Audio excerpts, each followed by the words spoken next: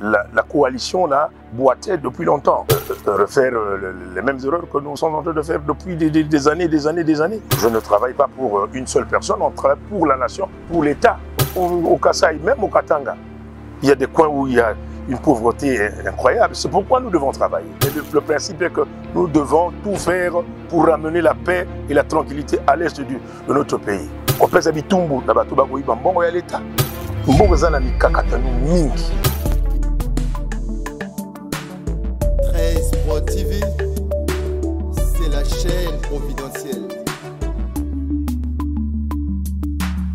Rien ne se perd, rien ne se crée, tout se transforme.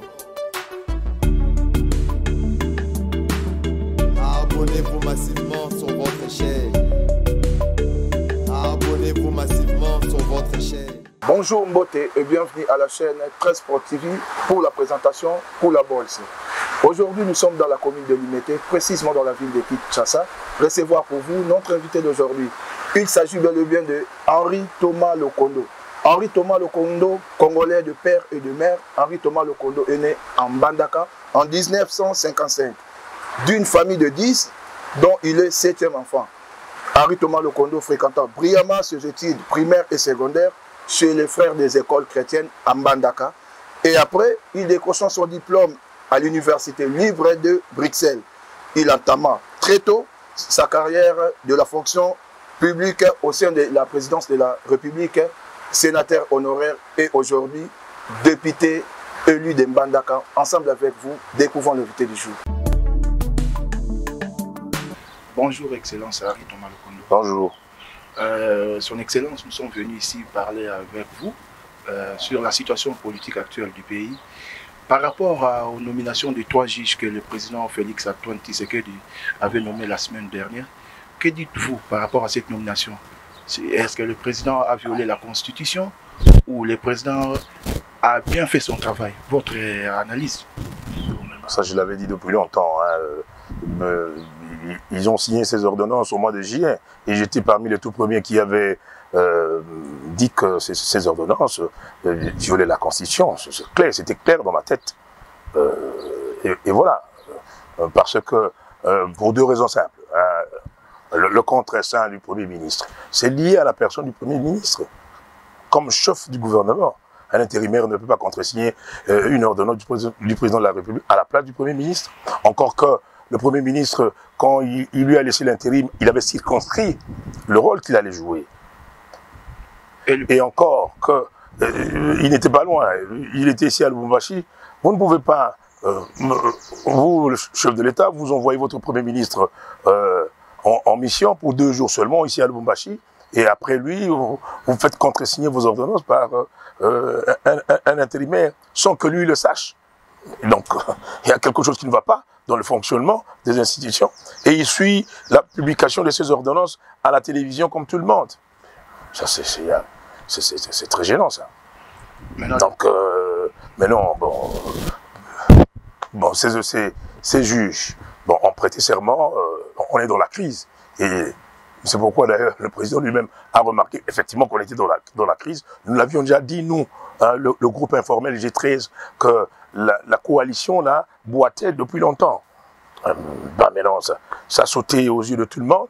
Et le président a fait son discours que vous avez suivi, un bref discours pour montrer, pour dire à l'opinion que on est dans la crise et que la coalition a pris fin. Et que maintenant il va consulter d'autres personnalités pour refaire une autre éventuelle coalition plus élargie, ou comment, je ne sais pas comment il va s'y prendre, mais voilà. D'accord, Son Excellence. Son Excellence, quelle est votre proposition de sortie de plan de crise? Moi, je n'ai pas de proposition. Là, vous savez, toujours, on dit, chaque fois, plan de sortie de crise, plan de sortie de crise. Mais pour dénouer la crise, il faut revenir au texte. Il faut respecter strictement et rigoureusement la Constitution et les lois de la République. C'est là la véritable sortie de crise. Si tout le monde est conscient que, on avait violé la Constitution, on avait violé certaines lois, et que, bon, vous l'acceptez, on peut réconcilier les choses. Ou on peut continuer, parce que, bon, on est en politique, on aborde les choses dans tous les prismes, mais alors, il ne faut pas refaire les mêmes erreurs que nous sommes en train de faire depuis des années, des années, des années. Il y a un problème, le non-respect des textes. Quand on parle de l'état de droit, même celui qui n'a pas fait le droit, il sait que l'état de droit, c'est le respect des textes. Il n'y a pas une autre définition. C'est le respect strict des textes qui régissent, qui gouvernent l'État. Et voilà. Donc, mais moi, maintenant, sorti de crise, le président, il va consulter les gens. Bon, qui il veut, ils vont donner leurs idées et puis on va voir comment on va évoluer. Oui, Excellence. Maintenant, la consultation que le président Félix avait parlé lors de son adresse, son adresse passée, la consultation aux acteurs politiques et sociaux. Maintenant, certaines personnes disent que non, cette consultation-là fait peur au camp FCC. Pourquoi? Pourquoi ça doit faire peur? Le FCC n'a pas encore réagi. Parce que quand le président dit que bon, ils ne se sont pas entendus, il n'y a pas de divergence, il a cité les matières sur lesquelles il y a des points de divergence. C'est-à-dire que, bon, ils ne se sont pas entendus dans la coalition, mais il n'a pas dit qui a tort, qui a raison. Mais d'après ce que moi je vois, c'était son action, son discours était un discours accusateur, pour dire que bon, c'est plutôt du côté du FCC, mais le FCC va réagir. Pour dire, ben oui, bon d'accord, vous aviez dit qu'il y a eu des points de divergence, mais qui est responsable de ces points de divergence? Eh bien voilà, en ce moment, on suivra, mais bon, il faut attendre la réaction formelle, officielle du FCC. Là, maintenant, on peut dire que votre coalition, c'est une coalition hypocrite, parce qu'il n'y a pas de sincérité. Mais moi, je sais ça, je l'ai dit depuis longtemps. La coalition, elle était devenue bancale depuis longtemps. Ils ne regardaient pas dans la même direction, c'est clair. Parce que les membres de FCC, vous avez tous suivi le mot d'ordre de votre autorité morale de ne pas participer lors de la nomination, la manifestation du manifestant. C'était une question de conscience personnelle. Ah oui, mais non, moi on ne m'embrigade pas. Mais quand je réfléchis, j'évalue, je dis j'agis ou je ne dis pas. Mais nous avons vu la présence de votre collègue, honorable Pius Mabilou, qui est le ministre de l'urbanisme. Il était là présent, mais ça crée des problèmes. Pourquoi? Pourquoi ça doit créer des problèmes? Parce que maintenant, là, on voit que non, le député Pius Mabilou veut maintenant rejoindre le camp Cash. Pas nécessairement, pourquoi? Pas nécessairement. Il peut, bon, pour des raisons qui lui sont propres, aller à la prestation de serment et rester toujours membre du FCC. Au FCC, il y a quand même la démocratie. Il y a des courants, il y a des gens qui réfléchissent selon leurs convictions personnelles. Une grande nation comme... Et puis bon, ce terme-là, le mot d'ordre, là, quand on dit mot d'ordre, ce sont des termes inappropriés en démocratie. On n'est pas dans l'armée. Mot d'ordre, cela veut dire quoi? Parce qu'un de vos collègues aussi, Daniel Safou, avait parlé que non, nous sommes dans une nation autorité morale. Et comment? Il avait dit, Daniel Safou, que maintenant là... Moi, on ne m'avait pas signifié ça. Moi, j'ai entendu ça comme ça. Une nation autorité morale, au lieu de travailler pour l'intérêt de la nation, les gens travaillent pour les intérêts de leurs autorités morales. Oh, mais ça, c'est d'autres personnes qui le font. Moi, je ne travaille pas pour une seule personne, on travaille pour la nation, pour l'État. Même l'autorité morale, elle-même, elle ne peut pas travailler pour elle-même.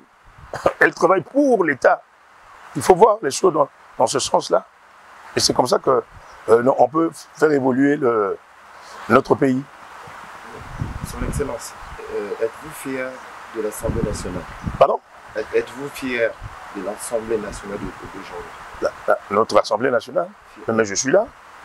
Non, êtes-vous fier de l'Assemblée nationale? Ben, bien sûr que oui. Je suis fier de l'Assemblée, on est là. On travaille. Aujourd'hui, à l'Assemblée nationale, les députés qui se citent entre eux, et puis le député... Moi, ça arrive partout. Vous avez déjà vu en Europe, même aux USA, même en Russie, les députés qui viennent même aux mains. Mais bon, ça arrive, mais c'est pas mécanique, c'est pas systématique. Selon vous, honorable, aujourd'hui, si on parle de la République démocratique du Congo, un pays riche, mais la population pauvre. Vous, vous êtes élu de Mbandaka. Oui. Vous êtes élu de Mbandaka. Quand vous faites de descente là-bas dans votre province, c'est parce que c'est votre province natale. Vous êtes natif de Mbandaka. Maintenant, quand vous descendez là-bas, la situation quotidienne, la vie quotidienne, leur vie sociale, que la population vit là-bas, que dites-vous par rapport à... Mais ce n'est pas seulement Mbandaka. Depuis longtemps, le pays est en difficulté, rien ne va. D'abord de votre fief. Comment Oui, oui, c'est vrai, mais c'est ça que je dis. Oui. Hein? Rien ne va. Quand rien ne va. Pratiquement en tout point de vue. Sur le plan économique, sur le plan social. Il n'y a pas d'électricité là-bas. Bien sûr, depuis longtemps, ça. Problème de route. La population pauvre, il y a même dans certains villages que la population ne connaisse même pas le président actuel. Vous l'avez dit vous-même, je dis, c'est pas seulement pour Mbandaka, il faut aller même au Kasaï, même au Katanga. Il y a des coins où il y a une pauvreté incroyable. C'est pourquoi nous devons travailler. Hein? Nous devons travailler pour l'État, pour la République, combattre la corruption, les malversations financières, contrôler le pays quotidiennement, l'auditer systématiquement et sanctionner de façon exemplaire, mécaniquement également. Voilà tout. Maintenant, vous êtes membre de l'FCC. L'FCC a fait presque 18 ans au pouvoir. Mais l'FCC, son bilan, il n'a rien fait pendant 18 ans pour le Congo. Il n'a rien prévu pour la population. Mais vous êtes membre de l'FCC. Ouais. Maintenant, si on parle maintenant de la situation quotidienne de la population, leur vie quotidienne, c'est en difficulté. Par là, on peut dire que non, c'est l'FCC qui est à la base de ça. Quand on parle de l'FCC, on voit directement Joseph Kabila et ses collaborateurs. Mais si vous faites le bilan, moi je dirais que le bilan n'est pas bon. Ça c'est clair. Le bilan n'est pas bon. Mais le bilan n'est pas bon pour plusieurs raisons. Pour plusieurs raisons. Vous avez le problème d'insécurité. Vous savez, le budget que nous votons, pratiquement, le tiers va à l'armée pour combattre l'insécurité qu'on a à l'est de la République. Mais vous ne pouvez pas attendre une vie meilleure quand le budget d'abord est modique, hein, et puis vous consacrez le tiers de ce budget aux problèmes de sécurité, mais vous tournez en rond. Hein. C'est comme si vous avez l'argent ou l'eau, vous le versez dans un tonneau de Danaïde. C'est clair. Donc maintenant, il faut bien réfléchir. Hein. Il faut bien réfléchir, requalifier la démarche, tant sur le plan de la gestion interne du pays comme sur le plan externe. C'est clair. Son Excellence, vous venez de parler du programme de l'Est. Pensez-vous que ce programme-là pourrait finir un jour? Et bien sûr que oui. Ça doit. Ça doit. Ça fait un moment qu'on a aux infos, ça ne cesse de se répéter. Moi, je ne suis pas dans le secret vraiment des problèmes de l'Est, mais le principe est que nous devons tout faire pour ramener la paix et la tranquillité à l'Est de notre pays. Excellence, nous sommes arrivés à la fin. La dernière question vraiment sera en lingala pour la meilleure audition de tout le monde. Honorable Henri Thomas Lokondo, Lelo, Oyo, Mboka, Congolais que vous êtes de père et de mère, au Tambolaka, au Vandaka, dans la vie sociale, au Tambolaka, au Monaka. Lelo soki balobi na yo, honorable Henri Thomas Lokondo, est-ce que Mboka lokola Congo et koki ko dépendre na coalition oyo batu basali ya ba individu ezo bloquer Mboka vie sociale eza bien té, la vie politique eza bien té, économie eza bien té. Bino bozara ba député batindaka bino po bolobe la population. Mais c'est le contraire. Et ça, c'est le contraire. Ceux qui sont honorable Henri Thomas Lokondo, ils ont la place de la population. Face, il y a Bato Bazo Kamba. 2023 élection, on va voter par mon lissous. C'est évident que le vote est secret. J'évaluerai. Puisque le vote est secret. Beaucoup voter par mon lissous, on peut la candidat. Beaucoup de gens minki.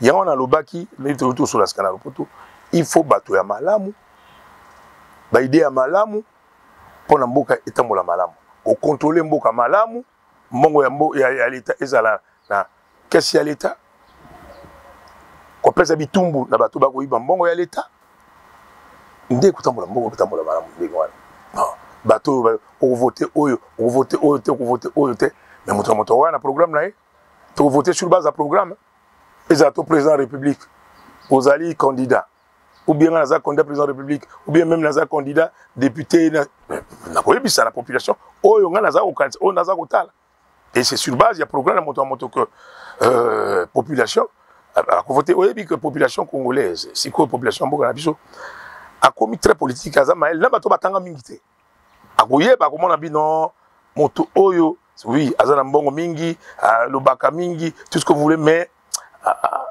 akokana moto kuna mosuté moto malamu ndewe kuna baebi comment na bango bazobate peuple za komona lokolo biesco peuple la komona pasi na pasi wana ako réfléchir ako solo pe na bato nga solo loka dans mon suna personnel domestique na ngai awa so tu bango nga mbuta mutu boni peuple alobini ko yo kama ko alobana yo oui, par réflexion, ça, on s'allait là. Exactement, yo kango lelo, yo kango pe ba mouler. Mais ali makambo, na yo na ngai na bato. Vous avez qui na pouvoir, bino est-ce que bon nebe ko komisa yango. Mais bon, enfin, na ebte so banda ko la pe ba débat na biso na assemblée. Moi je dis ce que je pense. Au salut moi li comme madame la biso madame, au salut madame te. Puisque ko maman il y a province nanga. Qu'est-ce qui est fait là-bas? Il y a rien. Il n'y a absolument rien. Il n'y a absolument rien. Nous sommes les alitaires, plutôt à Malamouté, la classe au Bankena, Bamboka, la périphérie, la Banganda, la Bani, le monde, la Bagotanga, ou Vanda, la Mabélé, la Bani, c'est catastrophique. On les a mambaté, mambakousate. Son motorobino le contrôle la Kosio. Même comme ici, même la Kinshasa, place de la Kinshasa. Comment on a dit? Talaka, Papa, la Négé, Beba, hein? Moinda siko mamba ya basnelo to lobate mai ya ngonga yango elingi mais makanisho za nango ya malamu consultation yango pousa na pona ni to pousa na pemeni ya ndeko na congolais Félix Antoine Tshisekedi o sala pe ba proposition ba pousa na ba itedi yo ke na ba bengi yote o pousa ndeni c'est-à-dire afungoli porte oui tout le roi la fungoli porte na zuko voiture na ngai jeep na ngai na bimina na ndako na kewa. Ah oui, mais il faut pas bien yo. Mais il faut pas bien yo. Il faut pas bien yo. Il y a des mots talobi à consulter. Albi à consulter. Bon yo bimika bo bonga pe nazali wana benga ngai non. Mais aux après ceux qui va benga okende. Nga dialogue, na lobango toujours. La politique dialogue, entretien, entrevue, qualifier ça comme vous voulez. Ezali une vertu. Il faut qu'on soit là. So monta bengi yo kusolo ko yete yo boya boka monta bengi yo na ndinga politique azala moto majorité et azala moto opposition bengi bon voilà to solo yo boya du coup boy pourquoi non okenda ogoyo kaye hein ogoye bisaepe oyo za ko kanisa so boyo kani so pe boyo kani te on mi bendi penso to na bon otiki na makanisa mais dialogue un consolo là ils ont mis en politique à tout moment d'ailleurs. On aura les 30 secondes pour finir avec vous. Si vous l'élo, positionner tout le monde dans comme ça, congolais, politique, au bazotika là toujours radical. Même les Cambouéza malam, bango baza ko mona mabe. Même les Cambouéza pour l'avenir, bon ba intérêt personnel. Au kokinet ko lobani exemple pour la net position oyo déjà ba propos est déjà tenu par rapport à consultation net bande ko ya lamuka ndenge baza bon ko loba ete eza lokola moto adindi na mai. Félix Antoine Tshisekedi azalo ko adindi na mai amona koki ko se noyer ye moko te yanga zo benda batu ba noyer elo wana ba comment na kota na ba commentaire papa mbala te di wana ba mbo ya no ba na mike adindi na mai ngilo bani na bien déjà toli bila na ezali pamba alingi atola na batu nyonso wana point de vue na bango ngana ko commenter point de vue na bango te vous voyez ça d'ici ngana commenter point de vue na bango ndinga bango otala makambo yango wana votre dernier mot ya lelo. Dernier mot, je vous remercie. To sambila penzambe pona makomezo to sala to busana penzambe te zamana nzambe pomboke kendele liboso afungula biso maele apesa moto su bwanya pona to kama mboka malamu bana bazako ya baleki bazako ya bakuta mboka ata biso so toke mboka eza malamu mpona bomoi na bango. Merci honorable. C'est moi qui vous remercie. Voilà, c'est la fin de notre entretien d'aujourd'hui avec notre invité, Henri Thomas Lokondo, député national. Vous avez tout suivi. Henri Thomas Lokondo à Lobby, à Sololi par rapport à Mboka. Et puis, la question à répondre. Donc, Toroseng Nabino vous a toujours branché la chaîne Nabino 13 Sport TV. Pour la présentation, c'était bien le bien moi, pour la bourse, et j'étais accompagné de mon confrère Trésor Kakela 13 Sport TV. Si on ne se voit pas, on s'appelle We Are Together.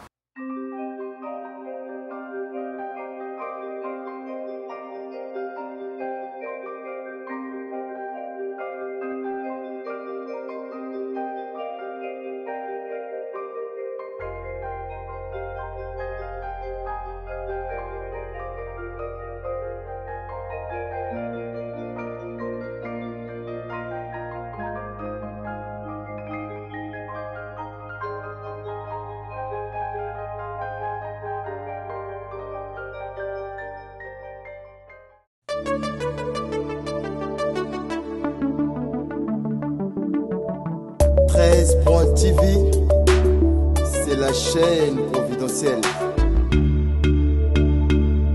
C'est votre chaîne, notre chaîne.